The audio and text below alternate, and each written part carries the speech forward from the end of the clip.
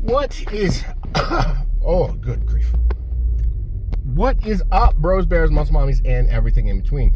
As always, this is Patrick, full primal power, your mom's favorite powerlifter.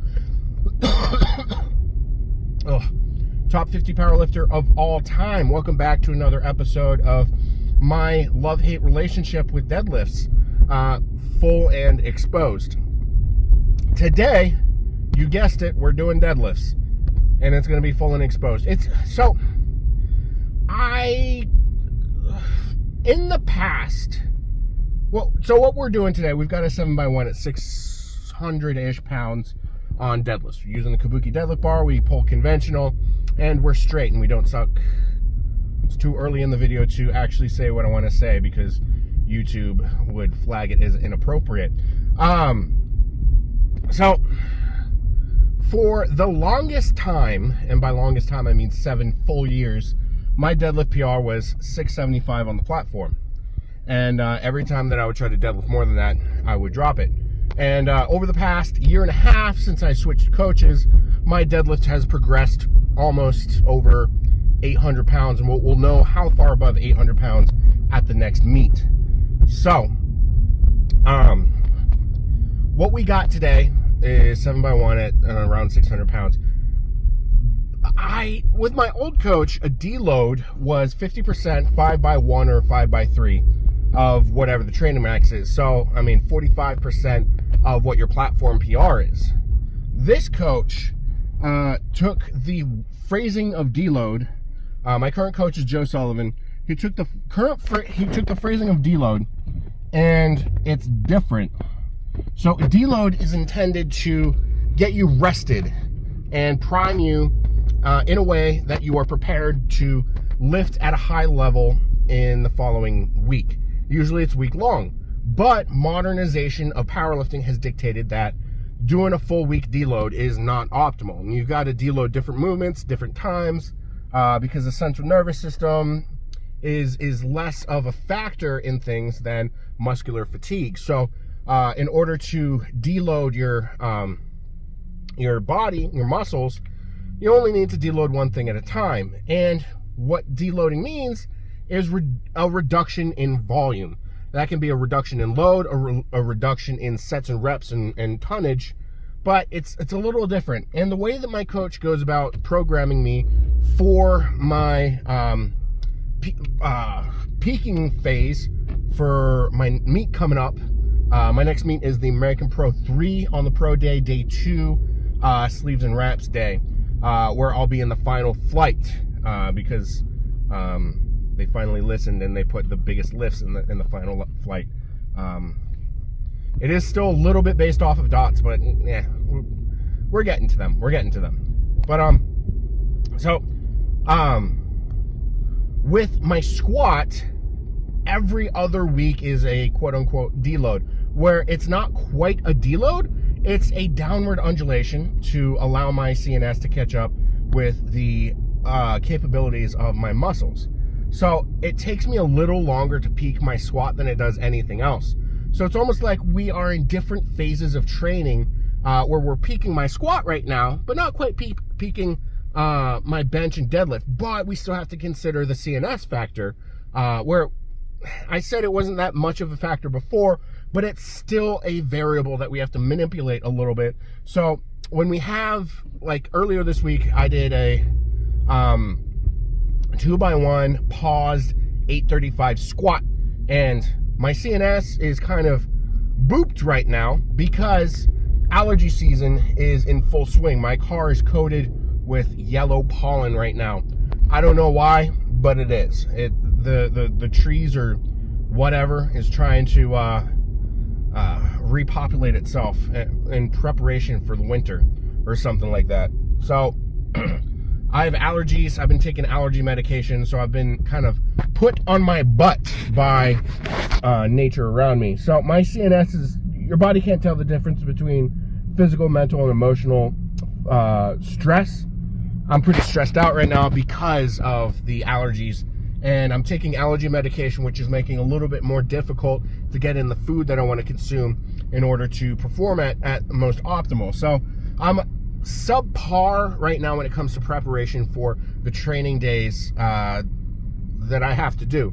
So we've changed up my hydration protocol, where we're basically making my water salt water just so I can get in enough electrolytes, because I'll drink a gallon of water, take an hour-and-a-half nap, and then I'm pissing brown 20 minutes later or whenever I wake up from my nap. It's a bit of an issue. The body's going through a lot of stress right now, and that affects your training. What happens at home, what happens at work, does end up in the gym with you, whether you want it to or not. You've got to leave your ego at the door. You got to leave your problems at the door. But the systemic effect of those things is going to affect your body. So basically, what that entire ADHD rant is I don't know if today's a deload or not. 600 pounds to me right now isn't that heavy. We're doing a 7x1. I need to check the rest period, but it's not too heavy in my opinion right now. So it could be considered a deload, but it's also not, because we're doing 7 sets of 1. So it's really, it's 2024. Whatever the week identifies as is whatever the week is. But we're coming up on the gym, and I gotta get my pre-training protocol going. We've got some new stretches to kind of finagle the shoulder girdle into a healthier state so that I can bench and squat more, or rather that squats aren't gonna mess up my bench as much, and so that we have healthy lockouts on deadlifts. And yeah, that's what we got going on today. We've got 3 new warm-up exercises. We start off after that, our first loaded, I don't know if we're doing the lock 5 or if we're doing leg press, deep leg press stretching. I'll have to check the program when I finally get to the gym. But we got thoracic spine extended dumbbell rows, chest supported rows, and then we deadlift. And then we finish off the day with some hip adduction, goblet squat, supersets, and some calves. And that's all we got for today. I'm supposed to get a cheat meal after this, but I am at the gym much later than I would like to be, so chances are I will not get that cheat meal. I'll probably have to push it over to tomorrow, just for the sake of getting in calories, because I am underweight. I've lost about 3 pounds over the past couple days, and that's not a good state to be in when you're trying to peak. You want to be as consistent as possible. So we're at the gym. I sweat a lot on that trip, but the 8-minute drive. But we're here. We're gonna lift. Let me give you guys the rundown in a second. I'm gonna go lift, and then I'm gonna record that. And that for you guys, it's not gonna take any time at all. All right, boys. How did today's deadlift session go? How did your last enema go? Pretty shitty, right? Yeah. Both are charging. Shut the fuck up. Sorry, my car decided to put on my audiobook there for a second. So, I got a text from my roommate. Hey, you don't have allergies. You're actually sick. And I'm like, but why do allergies medicine work right now? She's like, homie, you've been working in a preschool for 2 weeks. You're sick. And I'm like, no. So I've got allergies, and I might have some sort of illness. But it's not 2020 anymore, so we can be about that life. So, how did today go? We did the new warm-ups, and I still messed up the warm-ups a little bit. So I set up on the in a power rack this time for the shoulder stuff. I was supposed to grab onto the bar behind me.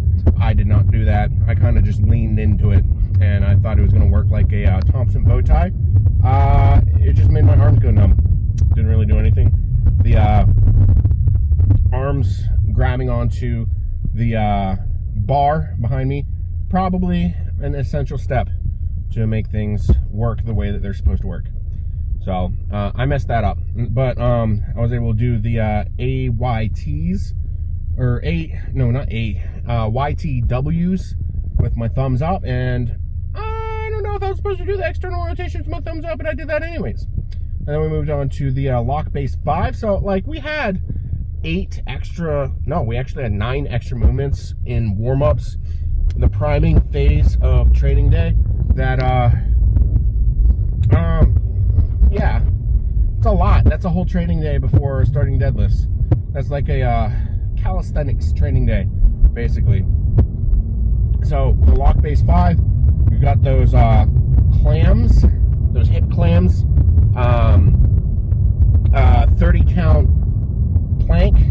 I say 30 count because it's supposed to be 30 seconds, but I counted 30 in my head, and that's what we're going with. And all of you fact checkers out there are probably going to tell me how wrong I am on how long it was. So I say 30 count so that I'm not wrong, because that's what I did. I'm being honest with you guys. And then side plank, 15 count each side. Shoulder tap planks, 10 per side, so total 20. And then finished off with I don't know what they're called, but I call them donkey kickbacks. It's opening up the pelvic girdle. So we opened up the shoulder girdle with the stuff that we messed up yesterday and redid today, and then we opened up the pelvic girdle with the lock base 5. So we had all the girdles open, and then we moved on to the actual weighted priming things. So we had chest supported, T-spine extended dumbbell rows for sets of 12. Not really looking for a hypoxic response here, just trying to get blood flow and prepare the body to take on loads. Not the same loads that your mom takes on, but loads as in deadlifts. And then we moved on to contralateral split squat iso holds, 10 counts. I say counts each, 3x1 of that with some sort of rest period in there, but the rest period isn't really important on those. The rest period kind of just keeps you on your clock. So I think it's like 90-second rest, but I kind of stand up, I walk around for a second, and then I say, woohoo, I'm done. And then I do the next one. And then next we started warming up for deadlifts. So doing 2-plate jumps. So we started with one red, and then first set of 3. Wow, I'm lazy today. Wow. It moved pretty good, and then we jumped up to 3 plates. I think that's like 365, 375, something like that. 3 reds. Did that for a set of 2, and then we jumped up to 5 reds, which is 606 with the kalas, and we did a 7x1 with that. Every single rep felt like donkey doo-doo, and I talked with my coach, and we are 100% blaming the donkey doo-doo-ness on both the allergies and illness that I am combating currently. Yeah, because my skin feels like it's on fire. My eyes are burning. I have sinus pressure, more intense than the pressure that your dad put on you to be successful in school before he left you because you were a failure. And I had to swoop in and console your mother's feelings in all the ways, mental, emotional, and physically. And so that's why you call me daddy. And yeah, so set 1, it smacked me in the face. The first single, it was a 7x1. So last week my coach was like, you realize that the bar is at a different point on the floor between your set or rep 1, 2, and 3, because we were doing triples last week. And he was like, be more mindful, be more demure. He didn't actually say that, but basically pay more attention to where the bar is while it's on the floor while you're doing the stuff. So I decided to be more patient on the ground when I'm loading up everything, loading up the hamstrings, the glutes, the quads, the lats and got everything nice and settled before I started pulling, and it felt like I had no power off the floor. It sucked. So I decided to take more time on sets 2, 3, 4, 5, 6, and 7.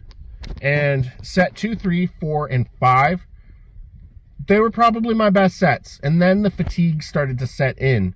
We only had 90 seconds rest, which is not cool. I mean, it is cool, but when you're feeling like donkey doo-doo, it's not cool.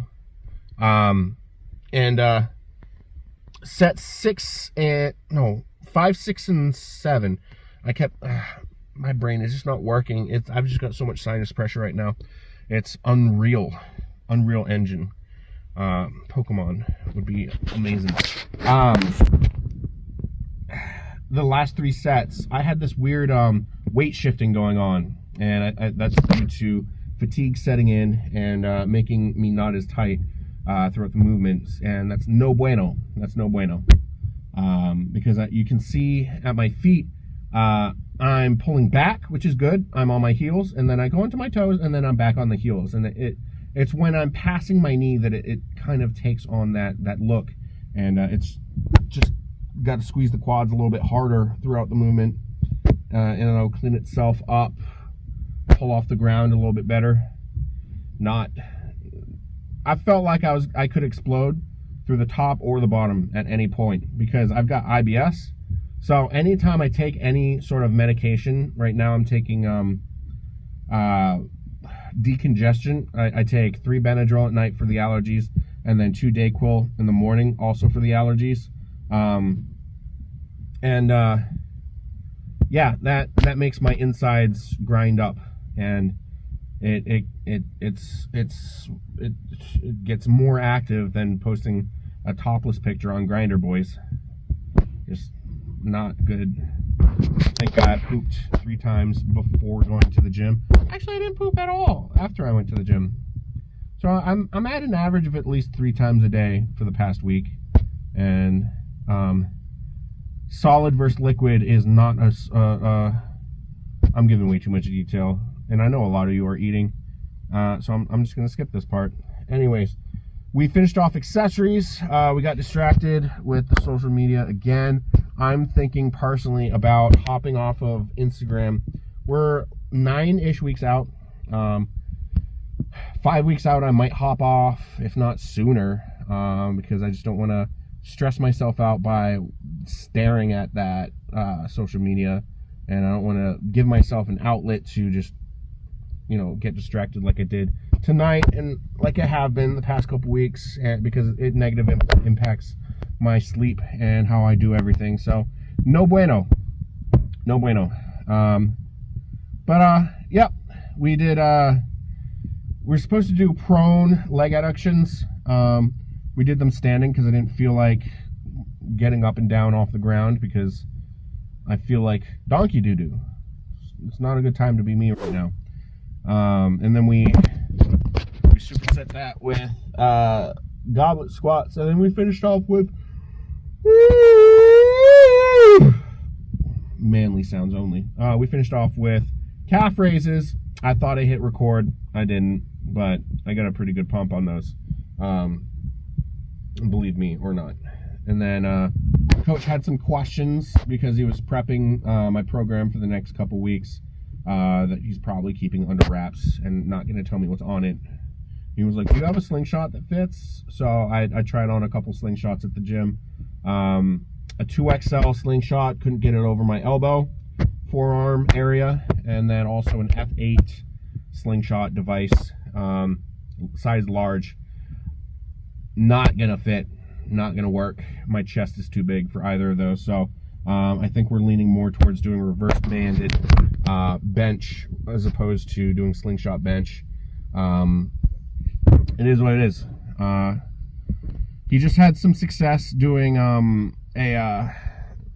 reverse banded squat with Justin Zottel, doing 1,003, prepping him for the American Pro. I'm still going to squat more than him. It's just cool to see a fellow teammate have successes, even though I'm still going to beat him.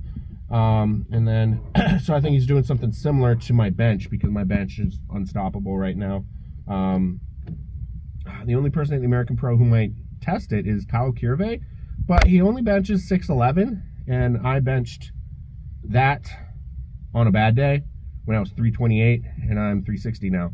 So chances are no one's going to be within 30 pounds of me, 40 pounds of me when I'm benching. So it'll be cool to see. It'll be cool to experience. And then, yeah, so today's deadlift day sucked. But we did it, and we only complained a little bit. So that's a win in my book. But it's way past my bedtime. I'm supposed to eat. I need to eat something. I don't have any food at home. It was supposed to be a cheat meal day, but we didn't get around to doing that because we're supposed to get a cheat meal after deadlifts. But the way that things are turning down for what, it's not working out that way. So we're gonna figure something else out. And so I'll see you guys next week with my priming day. I'll see you guys out. Patty out. My brain doesn't work right now.